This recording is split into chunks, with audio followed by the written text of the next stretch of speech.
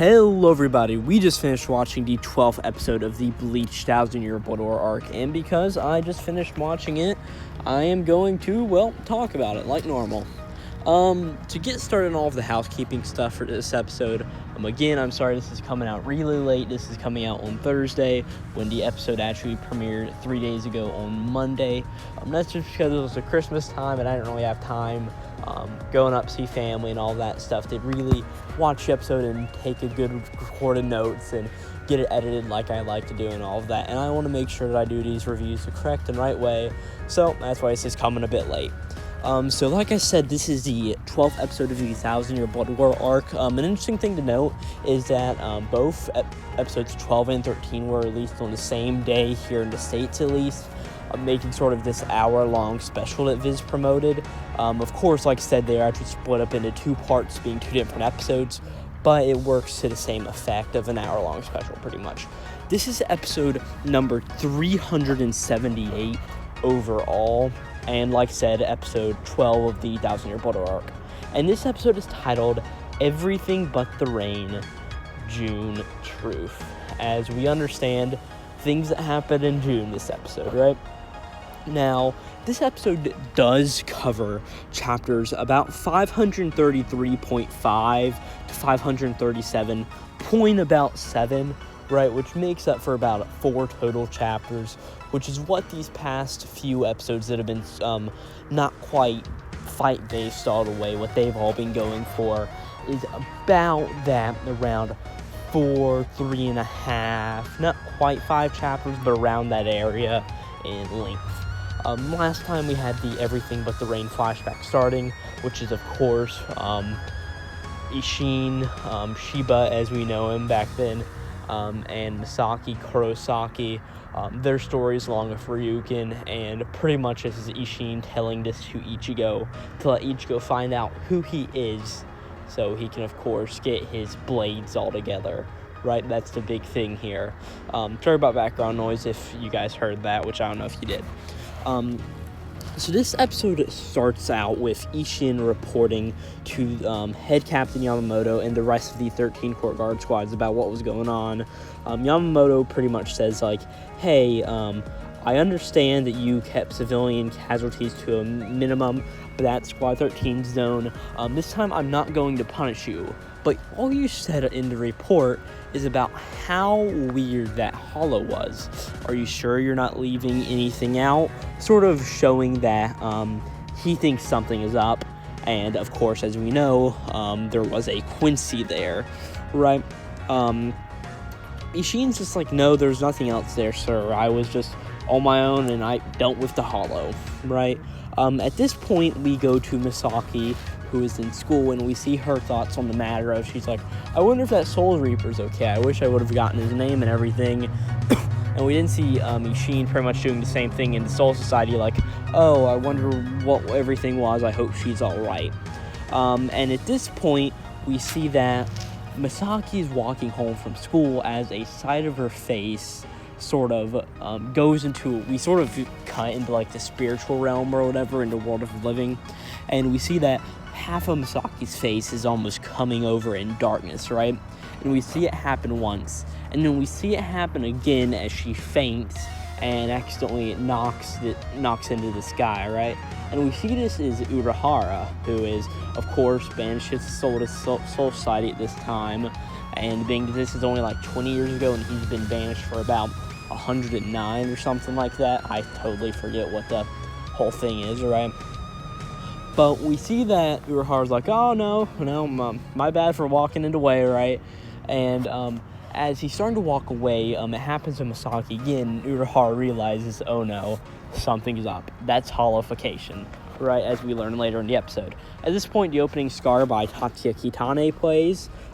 It's a good opening. It just keeps on and keeps on getting better as time goes on, you know what I'm saying?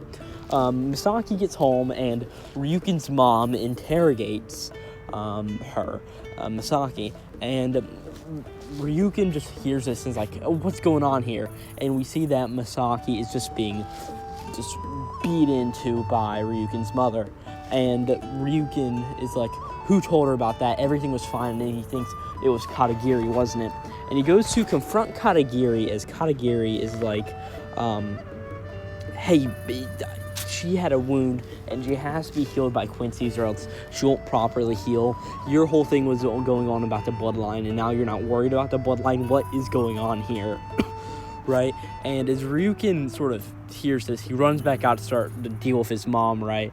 And as Misaki falls and faints on the ground, Ryukin leaps off. I'm telling you, Ryukin, I know he's a Quincy in all this, but Ryukin leaps off this balcony onto this floor. It's got to be a good, 10, 15 feet-ish.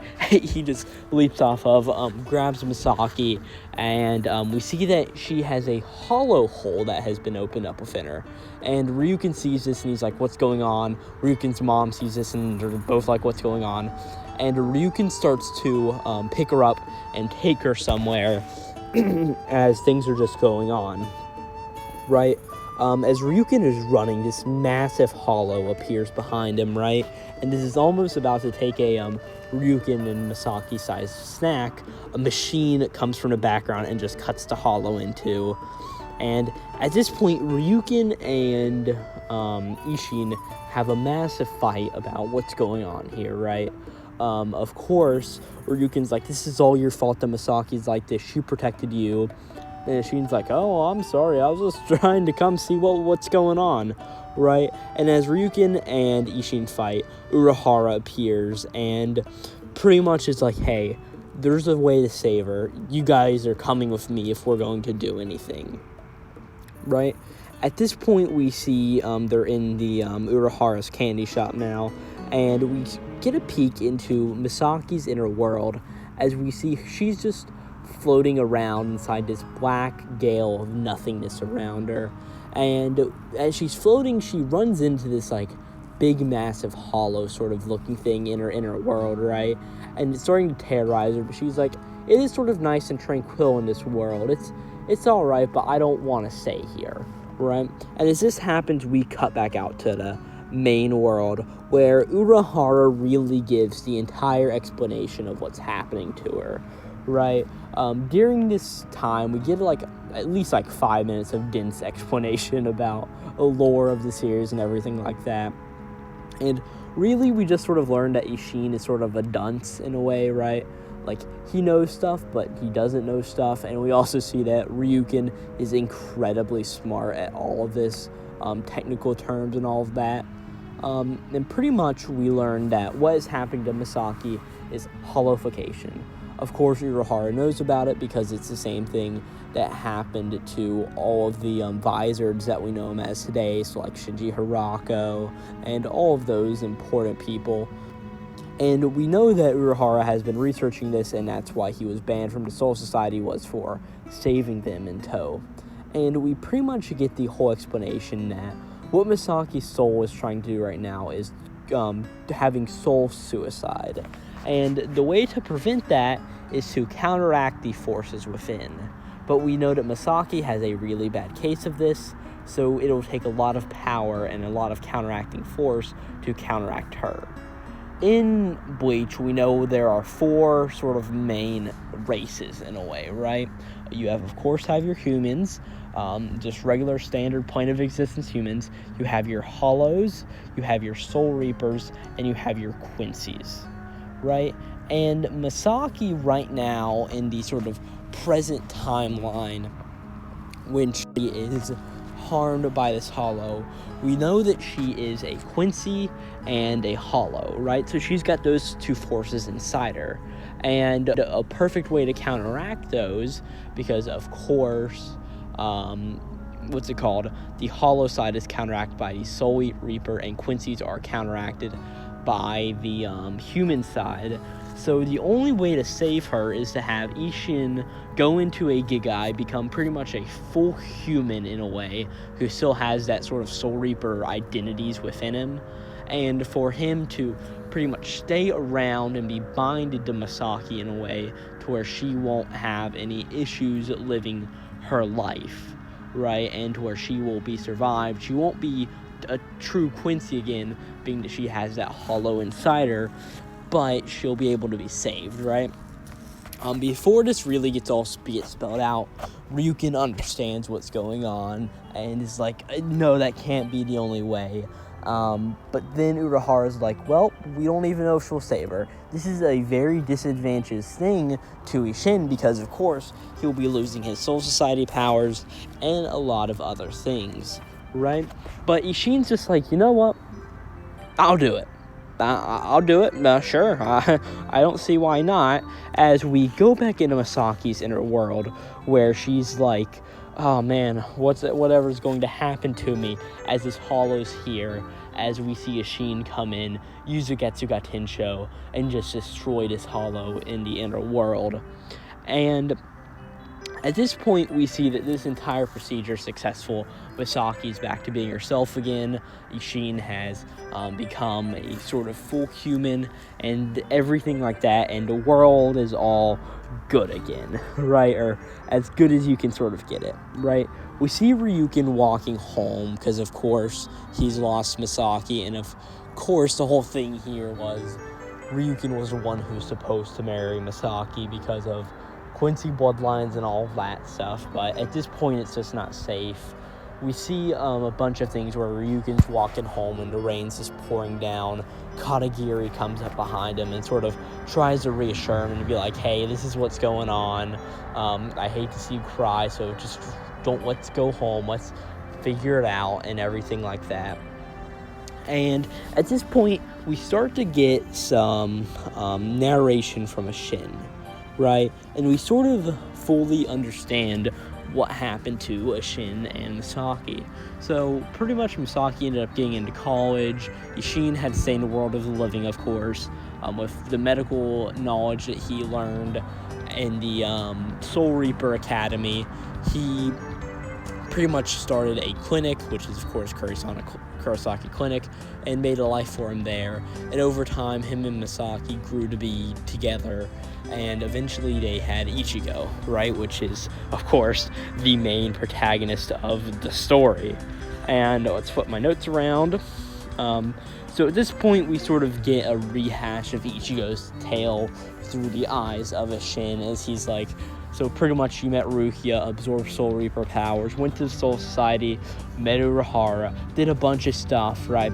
And eventually you became a hollow. That bond was broken within you, and because you were able to eventually control it, and because I lost the grip that was also tying you and pretty much you down with everything, that means that you pretty much let off the burden on me to where I was able to regain my spiritual pressure and become a Soul Reaper again. As we know, in the beginning of the Arrancar arc, Ishin showed up to murder Grand Fisher in a spectacular way, right?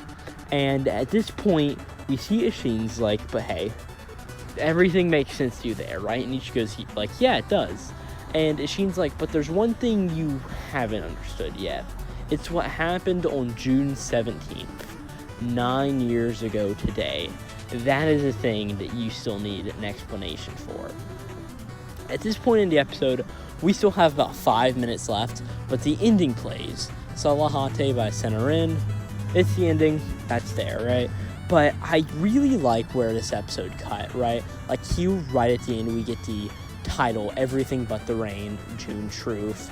As we also just get Ishin's final narration here, is he's like, you need to know what happened 9 years ago in June, right? Because of the June truth, obviously. And just having the ending here sort of is a nice break to what we get next, which is what happened on June 17th, whenever Ichigo's mother died, right? And pretty much Ishin's just like, she wasn't supposed to die that day, right? And he's like, she was still a hollow, but she was an Ect Quincy and she had a blood vein. She should have, in all rights and regards, murdered Grand Fisher and called it a day, and that would have been that, right? Nothing going on here. It would have been perfectly fine. I mean, she could have probably killed Grand Fisher without even getting a scratch on her. But he says, what happened is she got murdered, right? Her powers disappeared right as she was getting ready to use them, and because of that, you were targeted and she risked her life to protect you, Ichigo, right?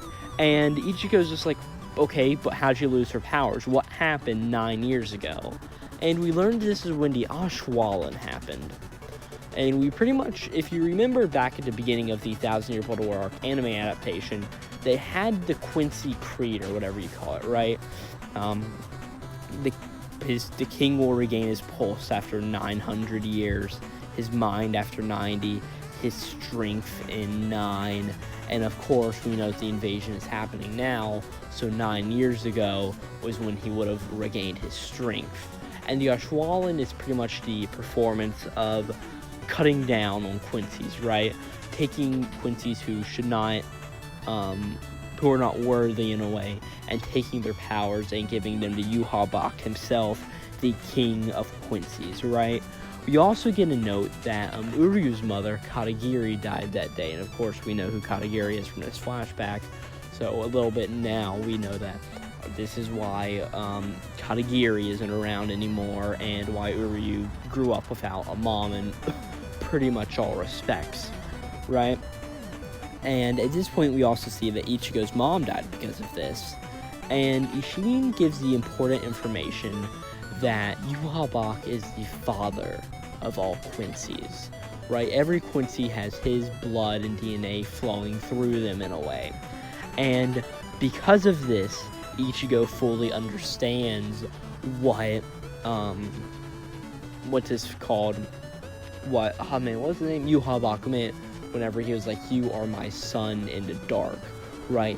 That really important information that was all gathered there. And at this point, Ichigo is just like, "Hey, Dad, thanks for all of that." As Ishin's just like, "Yeah, no problem." And as Ichigo's going outside, we see the rain has finally stopped because it's everything but the rain, yada yada yada. Big important things. As we see his employer or whatever, I don't care to remember her name, she's not important, shows up and gives Ichigo back his soul totem token thing. I forget what it's called. Oh man, I'm a bad Bleach fan. And pretty much gives it back to him, and Ichigo's just like, "Hey, I'm going back," as the episode ends. Next episode will be titled "The Blade Is Me." Important revelations there, but of course that was released on the same day that this episode was released, but I'll be doing that on next Monday just to get back on schedule and everything, right? But yeah, this was a really good episode. It's really the most important flashback in Bleach, and the finality of it, and pretty much learning everything that's gone on is very important. With that, I don't really have anything else to say. Again, this was Bleach episode number 700 and... No, 700. That's One Piece numbers. 378. What's it called? Everything But the Rain, June Truth. 1,000-Year Blood War, episode 12. And, well, this will be Glowplasma231 out.